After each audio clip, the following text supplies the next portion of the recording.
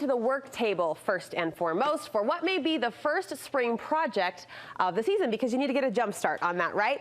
This idea is like a walk down a cheery neighborhood street, a collection of happy houses decked out to welcome the season. Amy Redden is the artist and designer here. It's great to meet you. Great to have you. Good to be here. I'm totally smitten with this project. I got a preview when Amy was setting up this morning. Tell us what you've done.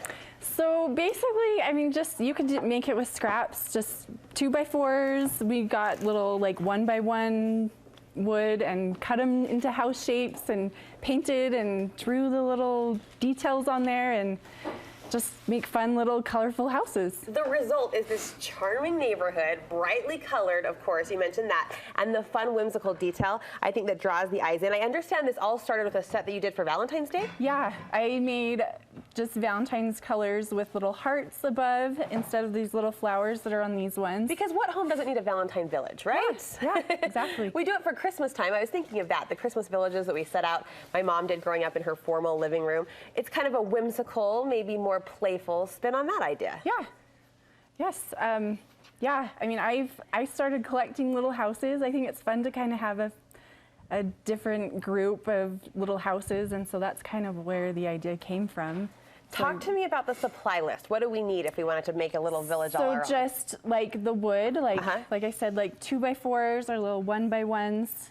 And then just cut those to shape. You shaved off the roof, different angles. I like the different angles. Yeah, they're all different. All of them are different. Okay. And then just paint. So some of my favorite paint is this Handmade Modern from Target. Oh. They have really cute colors, and I just like it. The colors are a little offbeat. They're not your traditional acrylic paint palette. Yeah. The pistachio I'm seeing just on the top there, and the sweetheart strawberry. I mean, they're the kind of the subtle brights. Is that what how you describe them? Yeah. They just have fun colors, and I like the consistency of it. It's a little bit thicker paint. Okay. I just like it.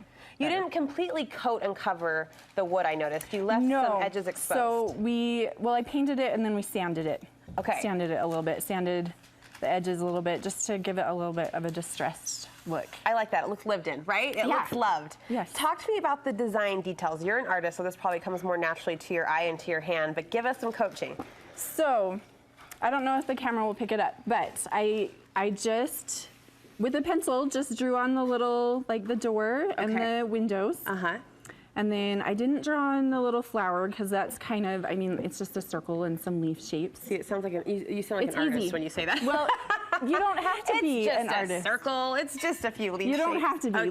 Like these aren't perfect. And that's part of the character of it, I think. The whimsy and the fun. Yeah, it's just a fun project. You don't have to worry about it being perfect. All right, you've got a little detail brush here for those details, the doors and the windows. I do.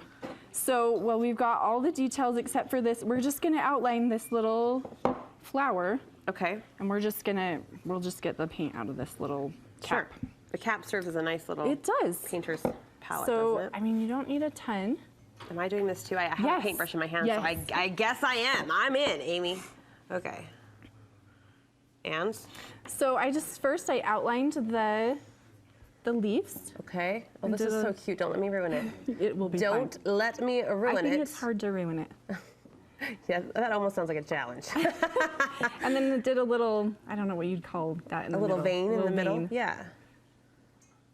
And just tracing this. What's the reaction you get from like family and friends as they walk in and see this happy little village? Where is it in your home?